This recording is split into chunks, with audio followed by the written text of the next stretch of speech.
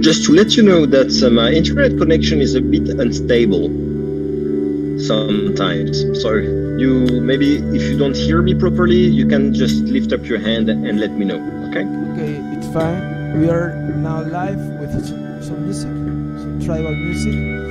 Then I'm going to play the trailer. Then I come, okay. I present you, and then we'll start chatting, both. It will take like 2-3 Sounds minutes. good. Okay, thanks. Okay. Let's go.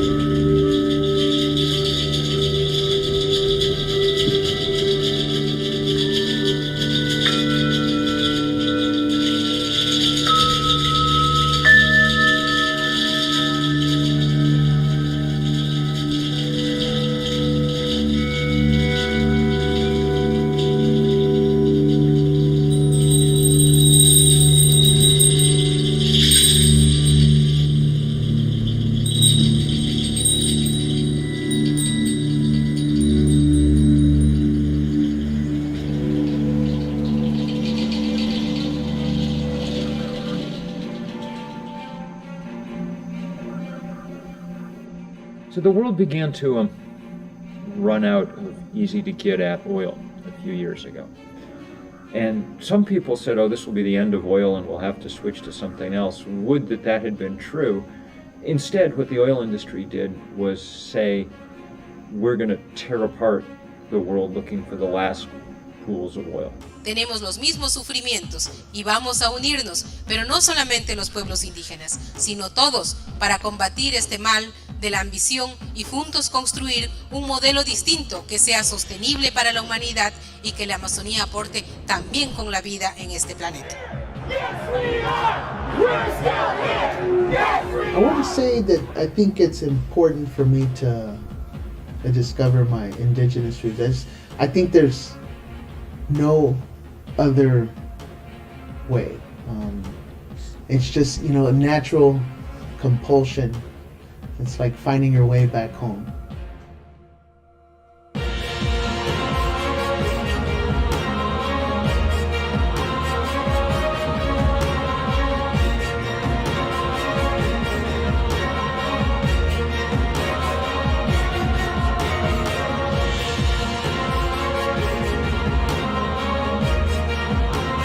tenemos que también ver la manera que los países del norte, la sociedad civil del norte, fortalecer y apoyar esta lucha. Defender la Amazonía es defender el planeta, es defender el corazón del planeta.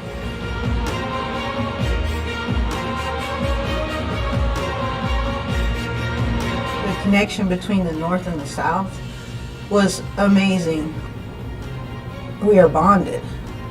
The women that were there, but also the women all around the world. We are bonded to the land, to the water, to each other, and to our future generations, right?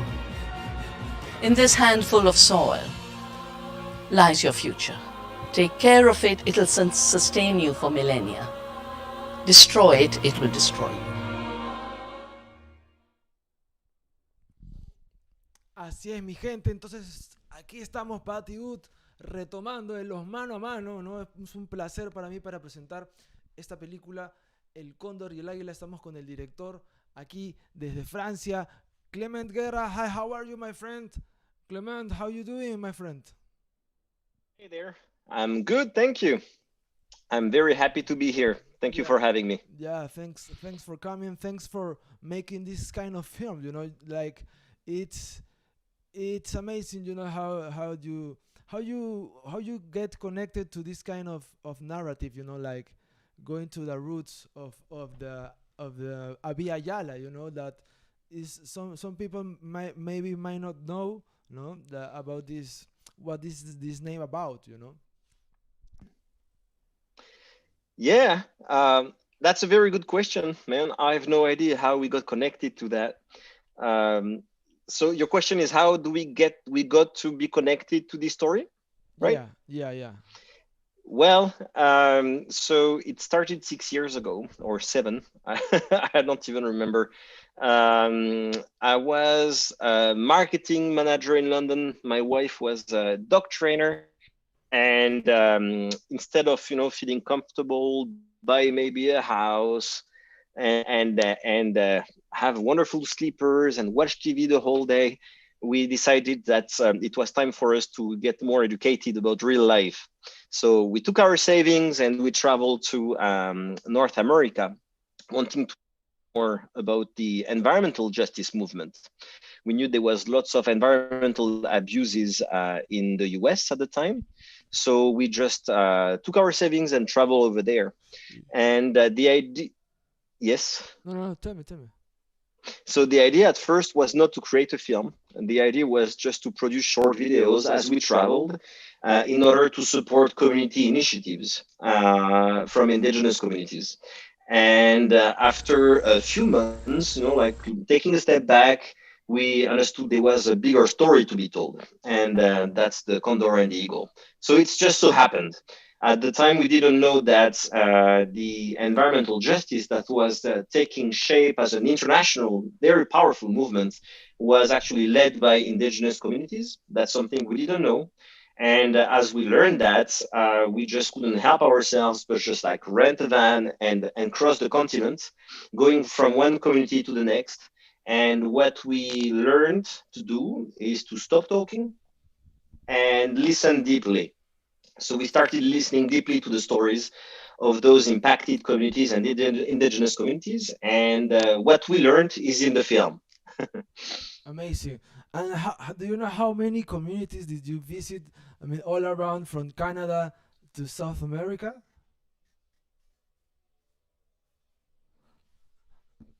My friend Clement is now okay. I got you now. Yes. Okay. I'm back. Yeah, the connection is unstable, but just like for a few seconds. So how many? I don't know. I haven't counted. I don't really know. But what I know is that we traveled in our van and our cinema gear for a full 2 years. So without coming back to Europe. We were just like hitting the road every day, like stopping here for a week, stopping there for 3 weeks, and just like work with many communities. So you can imagine from northern Canada all the way across the US, from New York to San Francisco, all the way to the Amazon rainforest in Chile, Ecuador, Peru. So that's lots of people we met on the way, and many occasions to learn more about how interconnected those communities are, with themselves and with the environment. Yeah, amazing. And one important thing that you told us, just a little bit before, is that you start to listen, and how important is to listen to, more important to these communities that they have their own languages. How was the the multilingual experience for you traveling? You were traveling just you and Sophie, or with a small crew, uh, or you did everything, both of you? We did everything, the two of us. Wow, So I was behind the camera, with the cool. shoulder rig, Yeah. and Sophie, my wife, had the boom pole, and I think it's very important when you're shooting such an intimate documentary Hmm. to be a very small crew, right? Just two people. Okay. That allows, like to build a connection and rapport with the people you meet on the way. And well, about languages, I just we learned Spanish on the way. We had no choice when we arrived in South America. We didn't speak Spanish, but we started working in Spanish right away. So we had like a few weeks just to get used to it with the flow. And when you need a language, you learn the language. So we learned Yeah. Spanish pretty quickly. Okay, because yeah, your last name is Guerra, like war. I mean, you have Yes. your family relatives in South America, or maybe in Spain. Yes, my father was Spanish, but he never taught me Spanish. That's so sad. Wow. But now I learned it. But I'm sorry to speak English. I haven't practiced Spanish in like 5 years, so I wouldn't be able to communicate clearly with you in Spanish today. Yeah, I it's need to refresh my knowledge. and did you get to learn some words in the communities in the indigenous languages, or A bit in Quechua, but a bit in I Quechua? Wow, in yeah, Peru. but I don't remember much. In Peru and Ecuador, yeah, Okay, okay, That's mostly the two countries okay. we travel to. Yeah, cool. Because like I think that if you were in from Canada to South America, I mean in the south of Chile or Argentina, it's like you stop with and listen to many accents, many languages. Yeah. I mean, amazing experience. But how was the production? Because for example, I know because I live in the jungle of Peru in the Amazons, and I work there with the communities too. They're very jealous with their culture. I mean that in some communities they not allow so easy to foreigners to get around on more with the cameras, or sound machine, because they already know. I mean, they are coming for our culture, and they are coming because of our knowledge. They are very respectful with that kind of you know things, because they respect the nature. And how was your approach to that kind of, because maybe at the beginning, because I think that although also between Canada and you're coming more to the south, it changed the way you get to work with the communities. Yeah, no, you're right. I think it's first we met so many people on the way. We made so many friends that we got connected to a very vast network of people that knew people that were friends with people. So it was pretty easy for us after a few months or years to be connected to other communities. And their friend told them, those guys are trustworthy. They are doing the work, and they are not afraid of questioning their own privilege. I think it's when it's like in your family, for work, or in your work. Yeah, it's all about accepting to communicate your vulnerability, and to accept to ask the hard questions, and to question yourself, right? And as Europeans, white folks, I think it's important, to not be afraid of speaking about your privilege, about your responsibility when it comes to culture appropriation, to how to use your privilege a right way, with deep respect for the people you have in front of you. What's your vision in terms of like producing media? For instance, our vision from day one was very clear. We would not use voiceover. It wouldn't be about another white man speaking on behalf of indigenous women and indigenous communities. So the idea was really to listen deeply, take the 2 years, right? Take the time to listen and lift up the voices from the ground up, and to stay very faithful to what people say without putting our words to those people. And in the way we lived in a van from communities to communities, and listen and produce for free videos for those communities was a proof that we did our best. So how did you get to choose the four principal characters that are women? You know, like, I mean, you came here to the Abya Yala, then you record everything you can, and then you go back and start like editing, and then you realize that you have four important characters, or it was more on the script. You know, like we want this to work about with these four, you know, like leadership women. Like I have their names here: Patricia Gualinga in Ecuador, Damari Sanchez in Panama, Gabriela Ixiu in Guatemala, and Ana Lilia Felix Pichardo in Mexico. So how was the work? How did you get to plan this kind of narrative? You know, we were going to talk about these four characters that are going to be women. So you are speaking about the panel discussion of this event happening tomorrow on Saturday. Okay. So this is the Latin American premiere of the film. Okay. But only one woman is actually part of the film. She's Patricia Gualinga from Sarayaku community in Ecuador. Yeah. Okay, I got it. Yes. So how did we come up with the script? There was no script. Okay.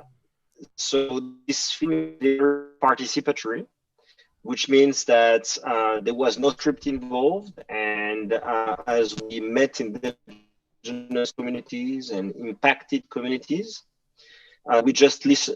Do you hear me? Yeah, sure. Yeah? Yeah. Do you hear me? Okay, yeah, sorry. Fine. As we met people and those film protagonists, they just told us what the movement was about, what their experience was about, and we just went with the flow, right? We just followed their lives. We had the time. And so there was no script. That's the whole point, right? Documentary, in our opinion, should be open-minded, and we should leave room for the unexpected. And that's where the worth is here, right? Something that is unexpected is like taking you in the right direction. Whereas when you script something too much, I think that's a bias that needs to be avoided.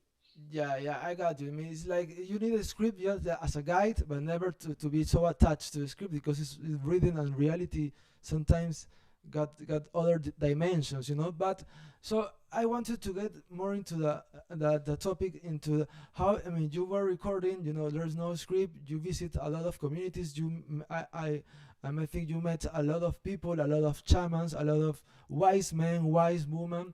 How, I mean, for all these people you met, you decided to take Patricia as the principal character? You know, how do you decided editing? Maybe you were in the edition room, and then you got. I think we got a story, and maybe I think it's connected to the title. You know, the Cóndor and the Eagle. These two one of the two important birds. Flying animals, you know, here in the Abya Yala. Yes. How did we select Patricia Gualinga? Is that what you're saying? Yeah. Okay. Well, you know, we met many people, but we didn't work with all of them. Like as we traveled, we understood that they were like key individuals, like Patricia in Ecuador, that were like powerhouses. They were so powerful women, very wise women, said. And as we built rapport and met with them, I think, you know, it becomes natural and obvious that we need to work with this person. And we understood as well that to create a powerful story, we needed to not have too many characters. So we decided to select 4 protagonists, right? protagonists from the North America and South America. So these birds, this is about the prophecy, the condor and the eagle. That's the reunion of indigenous communities reconnecting despite the distance, and reconnecting to create the alliances to bring up or recreate a vision for a more inclusive and peaceful future. Right? So that's why that's the story of our film. Like how the global North and the global South come together, and how indigenous communities from the North and the South create alliances in order to take against destructive industries, and especially fossil fuel industries.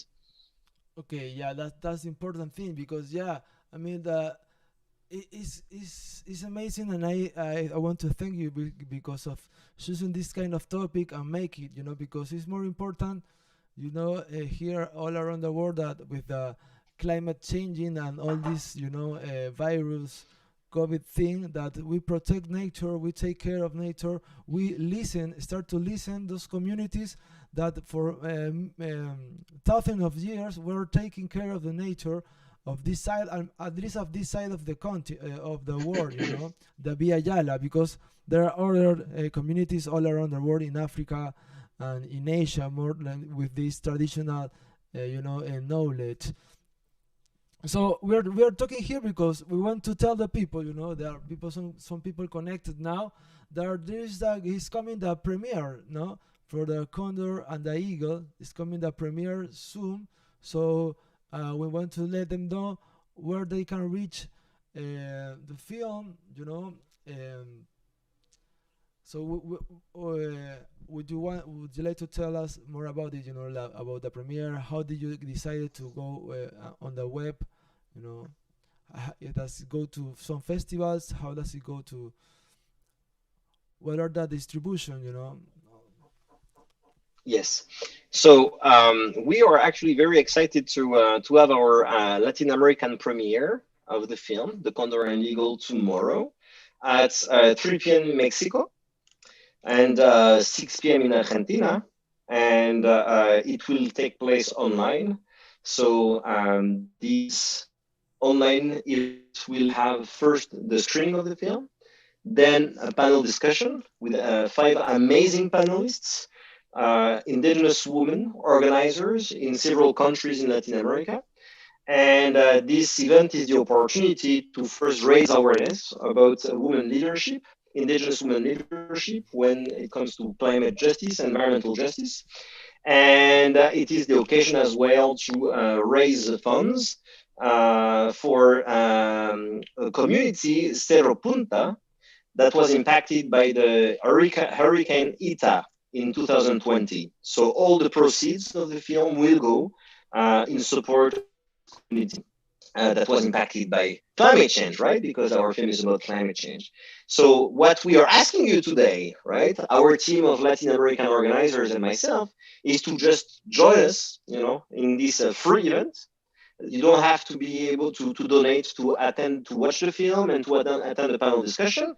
You can just go to the Condor and the Eagle Facebook page in our events section and register to the events, which will happen again tomorrow, Saturday at 3 p.m. Mexico and 6 p.m. Argentina time.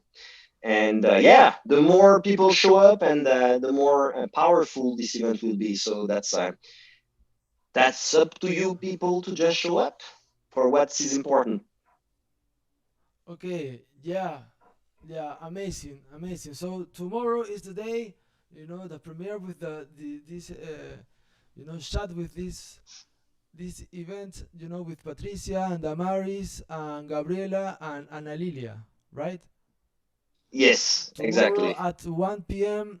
In 3 p.m. Mexico, 5 p.m. New York, 6 p.m. Argentina.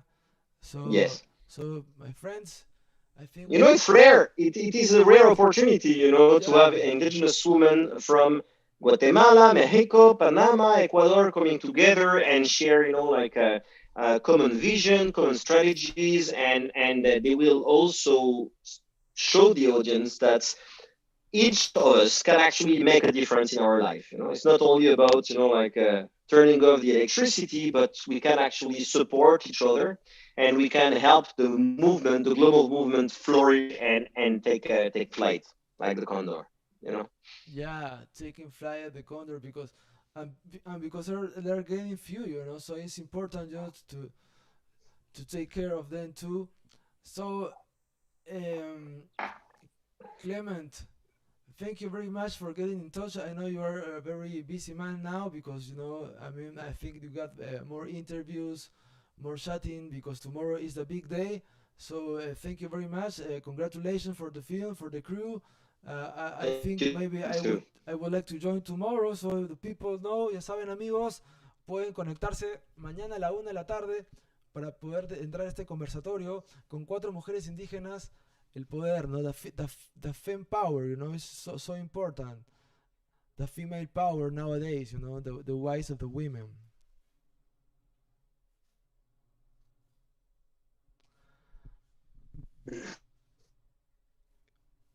My dear Clement, how you doing? So, I think it's getting lag for Clement. Let's hope he can get in touch soon. But let's go to see again the trailer of the Cóndor and the Eagle. And here it comes.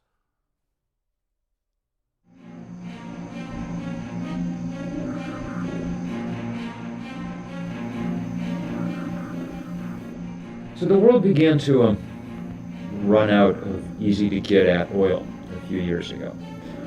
And All right, some sorry, people I lost said, this connection. will be the end of oil and we'll have to switch to something else. Would that had been true. Instead, what the oil industry did was say, we're going to tear apart the world looking for the last pools of oil. Tenemos los mismos sufrimientos y vamos a unirnos, pero no solamente los pueblos indígenas, sino todos, para combatir este mal de la ambición y juntos construir un modelo distinto que sea sostenible para la humanidad y que la Amazonía aporte también con la vida en este planeta. I would say that I think it's important for me to discover my indigenous roots. I think there's no other way. It's just, a natural compulsion.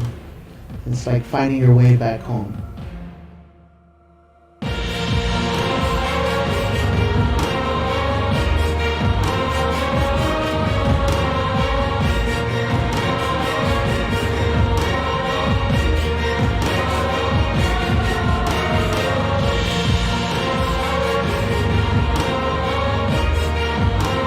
Tenemos que también ver la manera que los países del norte, la sociedad civil del norte, fortalecer y apoyar esta lucha. Defender la Amazonía es defender el planeta, es defender el corazón del planeta.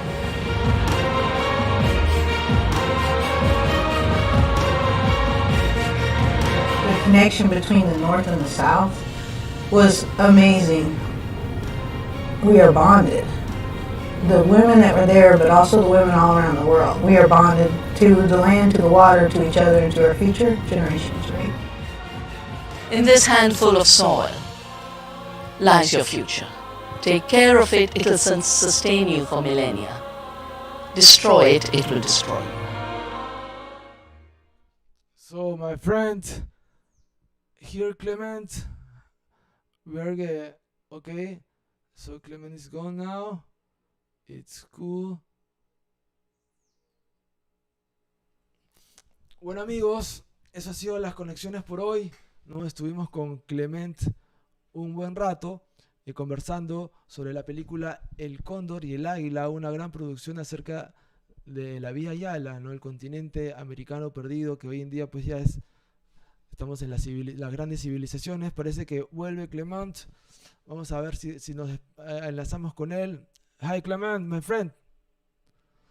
So let's chat for the final. We were watching the trailer for the second time. So people might know a little bit more.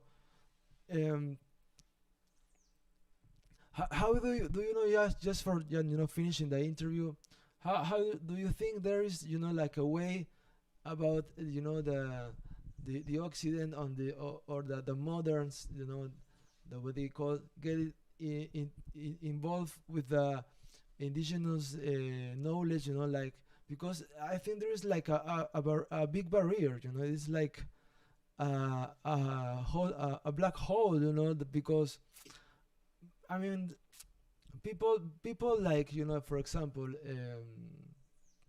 Chomsky, that is a very wise man, very, I mean, like a study man, read a lot of books, write a lot of investigations about, the humanity itself, but and he's very respectful with the communities. But people like Trump, people like, Coca-Cola, people like, the enterprises, the big companies, that they don't care about. They care about the money. So, but do you think there is a way on the future now, about, getting more into the roots, in the roots knowledge for a better future? Well, that's a vast question, and I don't know what the future is having on stock for us in store. But I think that the people living in Western countries, in capitalist countries, many of them have like good intentions, but they don't understand that very often their intentions or just reflecting. Sorry, the phone is ringing beside me. I'm not on my place. I don't know how to turn it off. So I keep speaking despite the ringtone. I think that many people wanting to do good don't understand that they just need to stop thinking they have the solutions for everybody. And those living the impacts of our way of life or destructive patterns have actually most of the solutions, right? Indigenous communities are the most impacted by modern life, but they are the ones really holding the solutions for everybody. And those with privileges and good intentions need to shut the fuck up and start listening. It's not a good attitude to think that we have the solutions, for the whole world.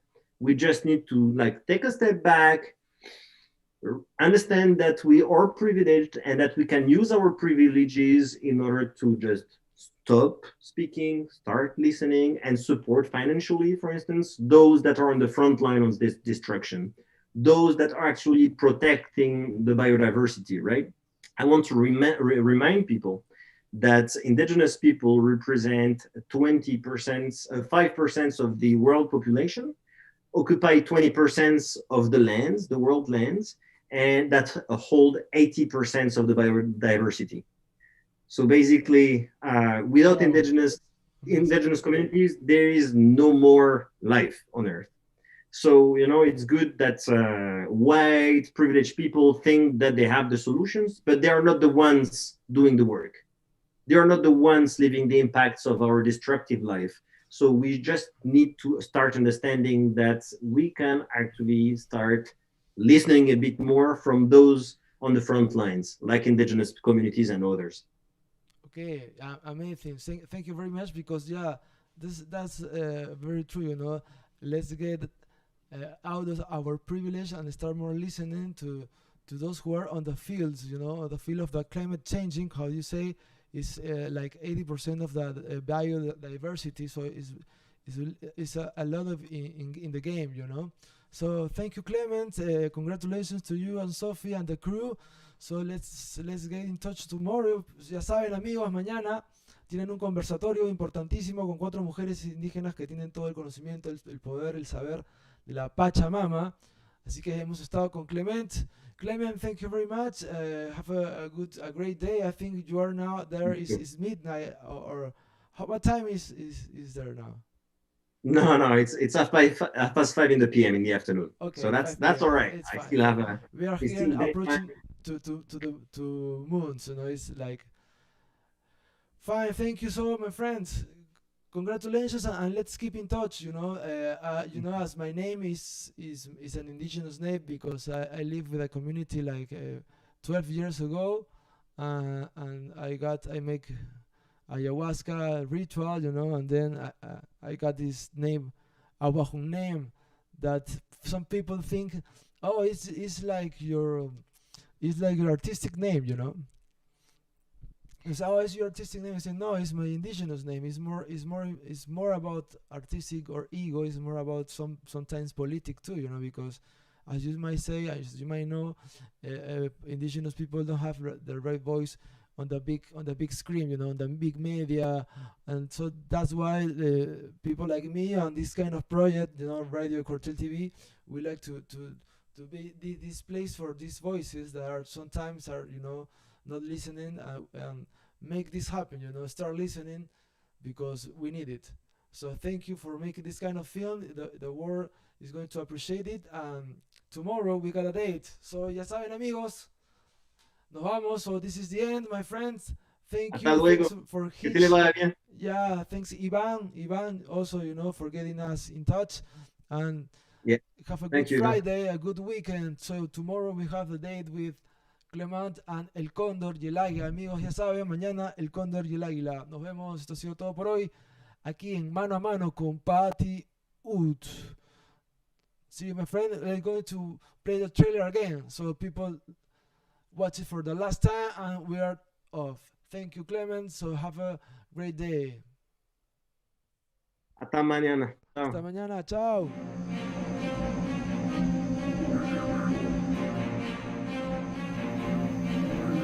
Clement, I'm going to. So the world began to off the run out of easy to get at oil a few years ago. And some people said, oh, this will be the end of oil and we'll have to switch to something else. Would that had been true. Instead, what the oil industry did was say, we're going to tear apart the world looking for the last pools of oil. Tenemos los mismos sufrimientos y vamos a unirnos, pero no solamente los pueblos indígenas, sino todos, para combatir este mal de la ambición y juntos construir un modelo distinto que sea sostenible para la humanidad y que la Amazonía aporte también con la vida en este planeta. I want to say that I think it's important for me to discover my indigenous roots. I think there's no other way. It's just, a natural compulsion. It's like finding your way back home.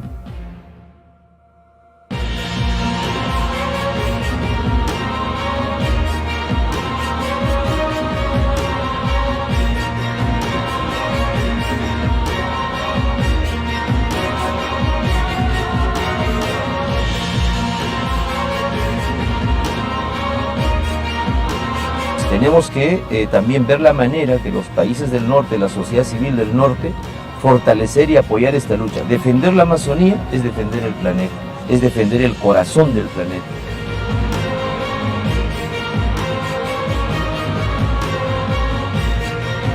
The connection between the North and the South was amazing. We are bonded. The women that were there, but also the women all around the world. We are bonded to the land, to the water, to each other, and to our future generations, right? In this handful of soil lies your future. Take care of it, it'll sustain you for millennia. Destroy it, it will destroy you. Así, mi gente, ya saben, entonces aquí Patty Wood para despedirse en este mano a mano con el gran CLEMENT Guerra de El Cóndor y El Águila. Así que no se pierdan este estreno a nivel latinoamericano de este gran documental que inicia con una conversación de lideresas de diferentes organizaciones ambientales. Ya saben, va a estar Patricia Gualinga de Ecuador, que ella es la protagonista de la película. Va a estar Damaris Sánchez de Panamá, también que ha participado en procesos de diálogos de conflictos ambientales. Gabriela Ixiu de Guatemala y Ana Lilia Félix Pichardo de México. Así que ya saben, mi gente, este gran film, El Cóndor y El Águila, sigue a 4 lideresas indígenas que se embarcan en una aventura transcontinental desde los bosques boreales canadienses hasta el corazón de la selva amazónica, documentando la lucha indígena para proteger la tierra y el agua. La exhibición virtual de la película será seguida de una conversación en vivo con las 4 inspiradoras mujeres de la Red Somos Abya Yala. Ya saben, gente, inscríbanse para asistir al conversatorio, para ver la película. Pueden hacer PayPal y también pagar con las tarjetas de crédito. Eso ha sido todo por hoy, amigos. Yo me despido aquí, Patty Wood. Ya saben, mi gente, mañana tenemos una edición especial, ¿no? Por San Valentín, la fecha, el mañanero nocturno con Álvaro Schmidt. Nos conectamos desde la noche. Mi gente, estén atentas porque ya sale toda la programación. Eso ha sido todo por hoy y me voy, amigos. Nos dejamos con un poco de música con el gran Mario Maiwa y su disco Vishuda para entender un poco la música de la raíz. Chao, mi gente.